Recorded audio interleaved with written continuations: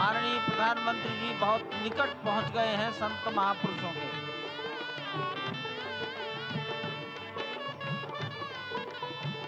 संकल्प है देव से देश और राम से राष्ट्र का निर्माण, संगीत यानी कि राष्ट्रीय चेतना में जो राम विराजे हैं वो राष्ट्रीय जनमानस में राम के गुणों का अवतार हो। मानस में जो राम हैं उनके गुणों का भारत के जनमानस में अंगीकार हो। निश्चित तौर से राष्ट्र निर्माण के 1000 वर्षों का जो स्वप्न प्रधानमंत्री नरेंद्र मोदी ने दिखाया है वह निश्चित तौर से पूरी दुनिया के सामने भारत भारतीयता को नए रूप में व्याख्यायित करता है, सनातन संस्कृति को नए स्वरूप में व्याख्यायित करता है। हमारी ही संस्कृति कहती है संगच्छध्वम संवदध्वम संवो मनांसि जानताम। हमारी ही संस्कृति कहती है सहना भवतु सहनौ भुनक्तु। हमारी ही संस्कृति कहती है कि हम विश्व बंधुत्व के लिए अपना सर्वस्व न्योछावर करें, राष्ट्र निर्माण में अपना सर्वस्व अंशदान करें। प्रधानमंत्री मोदी के उद्बोधन में राष्ट्रीय समरसता का संदेश पूरे विश्व में व्यापक होता हुआ भगवान श्री राम की धरा से बहुत ही आनंद का विश्व विषय की है। समरसता, विश्व की कल्याण और शांति की स्थापना का संदेश एक बार फिर से गुंजायमान होता हुआ कुछ तो है, कुछ तो खास है इस राष्ट्र में जो परब्रह्म परमात्मा को अपनी गोद में आकर्षित कर लेता है। कुछ तो खास है इस अयोध्या धाम में जो निर्गुण निराकार परब्रह्म को सगुण साकार बना देता है। कुछ तो खास है इस राष्ट्र की धूल में, इस राष्ट्र के अन्न में जो मां कौशल्या के गर्भ में उस राम को उत्पन्न कर देता है पुत्र के रूप में, और उनकी गोद में पुत्र के रूप में परब्रह्म को खेलने पर विवश कर देता है। कुछ तो खास है इस राष्ट्र में जो भक्तों की भावना के अनुरूप अनंत अनंत रूप में भगवान अपने भक्तों को दर्शन देते हैं। राम सबके हैं, राम सर्वत्र हैं, और इसीलिए आज एक ऐसे ही अद्भुत अलौकिक स्वरूप में, बाल रूप में 5 वर्ष के राघव अब अपने भक्तों को नए नवीन नूतन दर्शन के लिए पधार चुके हैं। स्वागत कीजिए भगवान श्री राम का इस नए अवतार में। आज के इस अलौकिक दिव्य द्वादशी के तिथि में, जब कूर्म अवतार का दिन, आज भगवान श्री राम ने एक बार फिर से अवतार लिया। धराधाम, अयोध्या धाम, सरयू, सब कुछ प्रसन्न, आनंदित, उल्लसित। और अभिवादन स्वीकार कर रहे हैं प्रधानमंत्री नरेंद्र मोदी। यहाँ पर पहुंचे हुए संत समाज का, आम जन का, जनता जनार्दन का, विशिष्ट अतिथियों का।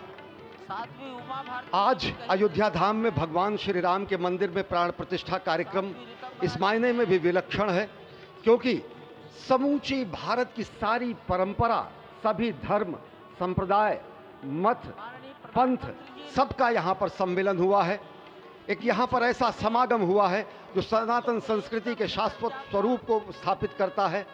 यहाँ पर शैव, वैष्णव, शाक्त, पत्य, गणपत्य, सिख, बौद्ध, जैन, दशानंद, शंकर, रामानुजाचार्य संप्रदाय, निम्बारका संप्रदाय, विष्णुनामी संप्रदाय, राम स्नेही संप्रदाय, पंथों में घीसा पंथ, गरीबदासी, गौड़िया, कबीर पंथी, वाल्मीकि पंथी, धार्मिक संगठनों में अनेकानेक विश्व कल्याण में लगे हुए, भारत निर्माण में लगे हुए संगठनों के प्रतिनिधि, महिमा समाज, अकाली, निरंकारी, राम नामधारी, राधा स्वामी, वरकरी, वीरशैव, हर कोई भारत की समस्त मत पंथराय की जो अलग अलग धाराएं हैं वो आज उनका यहाँ पर समागम हुआ है, आज उनका यहाँ पर संगम हुआ है। और पूरी दुनिया चकित रूप में देख रही है कि किस तरीके से वैविध्य में एकता का प्रमाण, विविधता में एकता का प्रमाण, बहुरंगी सतरंगी विविध रंगी संस्कृति का आज यहाँ पर सम्मेलन हुआ है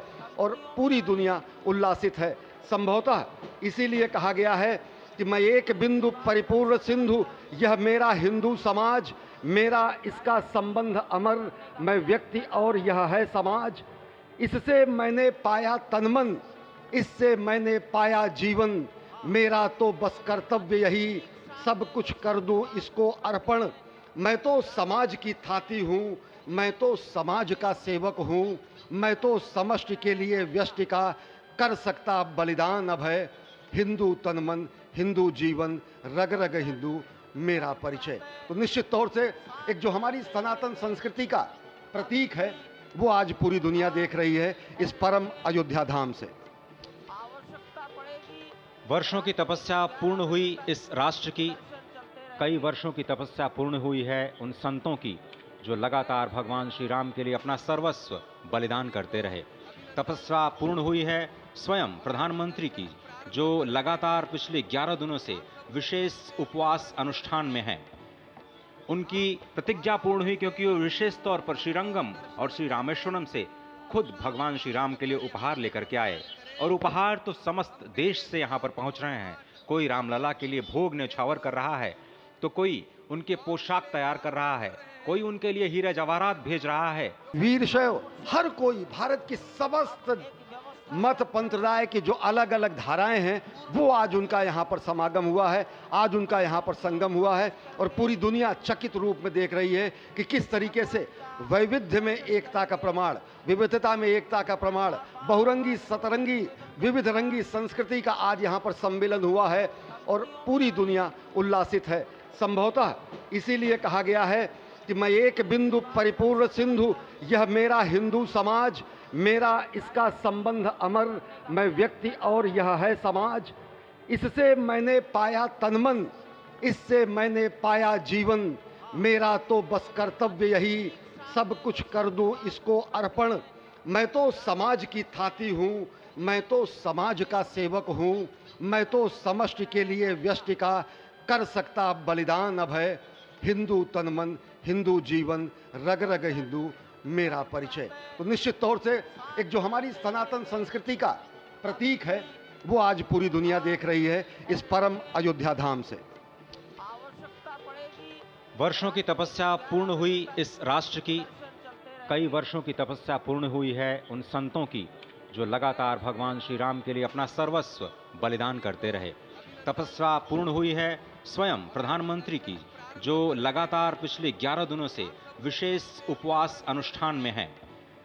उनकी प्रतिज्ञा पूर्ण हुई क्योंकि वो विशेष तौर पर श्रीरंगम और श्री रामेश्वरम से तो जनकपुर और मिथिला वाले भार भेज रहे हैं। उस भार में सोना है, चांदी है, भाव है, भंगिमा है, प्यार है, दुलार है, संस्कार है।